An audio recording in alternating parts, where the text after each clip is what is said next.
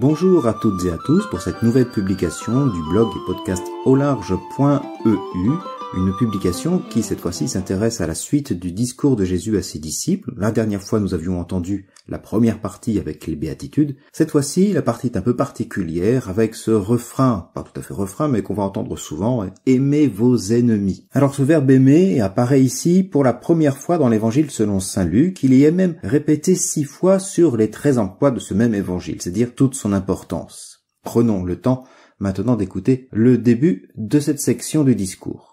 En ce temps-là, Jésus déclarait à ses disciples, « Je vous le dis, à vous qui m'écoutez, aimez vos ennemis, faites du bien à ceux qui vous haïssent, souhaitez du bien à ceux qui vous maudissent, priez pour ceux qui vous calomnient. À celui qui te frappe sur une joue, présente l'autre joue. À celui qui te prend ton manteau, ne refuse pas ta tunique. Donne à quiconque te demande, et à qui prend ton bien, ne le réclame pas. » Jésus nous avait rappelé à l'occasion des béatitudes combien l'outrage subi par les disciples leur revenait paradoxalement tel un honneur. Le fidèle était ainsi comparé aux prophètes persécutés d'autrefois. Mais une situation de martyr demande-t-elle un pacifisme béat, un fatalisme doloriste de la part du disciple, comme le laisserait entendre une lecture rapide de cette injonction du Christ « Aimez vos ennemis ». L'image souvent sarcastique du bon chrétien qui se laisse frapper en tendant l'autre joue fait partie du catalogue des clichés. Or, les paroles de Jésus n'ignorent ni n'effacent les inimitiés.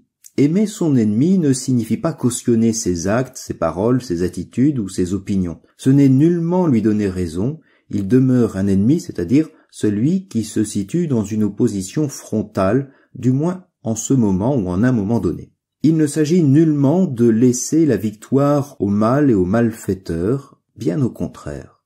L'amour des ennemis ne fait pas appel à un simple sentiment. Face à son ennemi, le disciple doit passer à l'action et sortir ses armes, mais des armes bien désarmantes. Faire du bien, prier, donner. Cela peut nous paraître anodin face à des moqueries et des insultes, de quoi faire passer les chrétiens pour des individus veuls et apathiques, des gentils moutons sans défense ni défenseurs. Pourtant, il n'y a rien d'innocent ou de naïf dans le choix de ces verbes. D'une part, il s'agit ici de verbes d'action, et d'action bien concrètes, qui inscrivent le disciple dans une posture dynamique et oblative, d'abord et avant tout pour son ennemi.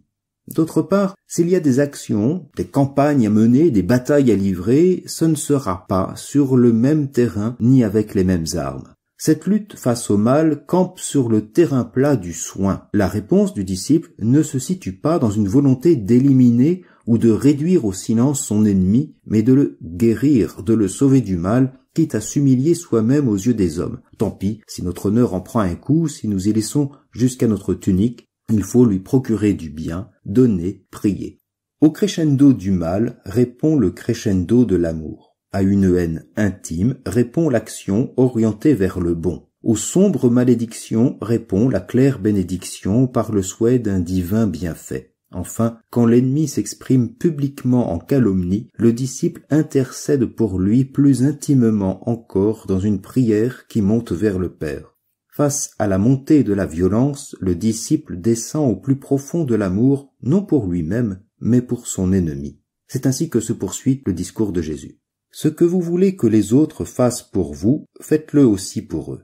Si vous aimez ceux qui vous aiment, quelle reconnaissance méritez-vous? Même les pécheurs aiment ceux qui les aiment. Si vous faites du bien à ceux qui vous en font, quelle reconnaissance méritez-vous? Même les pécheurs en font autant. Si vous prêtez à ceux dont vous espérez recevoir en retour, quelle reconnaissance méritez-vous? Même les pécheurs prêtent aux pécheurs pour qu'on leur rende l'équivalent. Au contraire, aimez vos ennemis, faites du bien et prêtez sans rien espérer en retour. Alors votre récompense sera grande et vous serez les fils du Très-Haut, car lui, il est bon pour les ingrats et les méchants. Beaucoup de civilisations et de religions connaissent cette règle d'or. Ne fais pas aux autres ce que tu ne voudrais pas qu'on te fasse. On soulignera combien Jésus ne reprend pas cette règle d'or en ces mêmes termes. Celle-ci est poussée jusqu'à l'extrême comme jamais auparavant. Il ne s'agit non de ne pas faire, mais au contraire de mettre en œuvre une action favorable. Faites aux autres ce qu'on voudrait qu'ils fassent pour vous.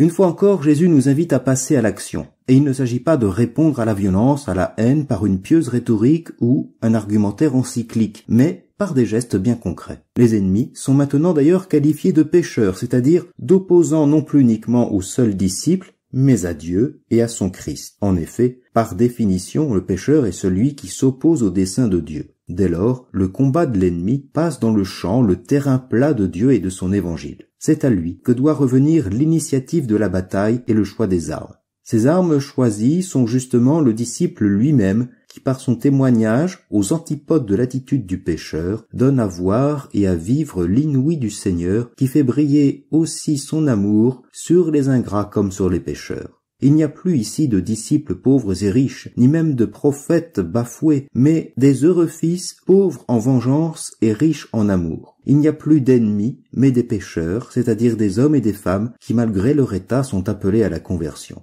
N'est-ce pas là le mouvement gracieux de l'incarnation et de l'abaissement jusqu'à la croix dont Jésus le premier nous témoigne? C'est bien ainsi d'ailleurs que nous pouvons entendre la suite de son discours. Soyez miséricordieux comme votre Père est miséricordieux. Ne jugez pas et vous ne serez pas jugés. Ne condamnez pas et vous ne serez pas condamnés. Pardonnez et vous serez pardonnés. Donnez et l'on vous donnera. C'est une mesure bien pleine, tassée, secouée, débordante qui sera versée dans le pan de votre vêtement. Car la mesure dont vous vous servez pour les autres servira de mesure aussi pour vous.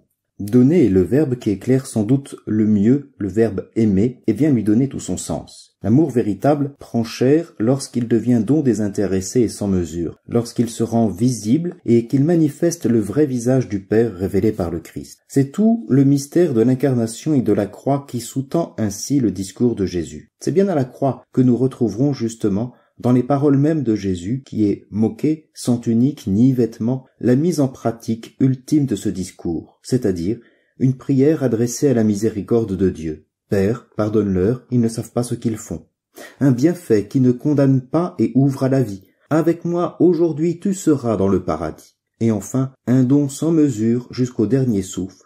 En tes mains, Père, je remets mon esprit. Il n'y a donc rien de naïf dans ces paroles de Jésus. Aimez vos ennemis, à celui qui te frappe présente l'autre joue, prêtez sans rien espérer en retour, pardonnez. Bien au contraire, il faut bien plus de courage pour répondre aux affronts par l'amour, l'abaissement et le don de soi que par la vengeance. Il faut beaucoup plus d'audace pour témoigner de cet amour divin miséricordieux qui emplit tout notre être de disciples, de fils et de frères, comme vient nous révéler cet amour sans mesure de son Fils premier-né. En attendant justement cette suite du discours, je vous souhaite une agréable semaine en compagnie de la parole de Dieu.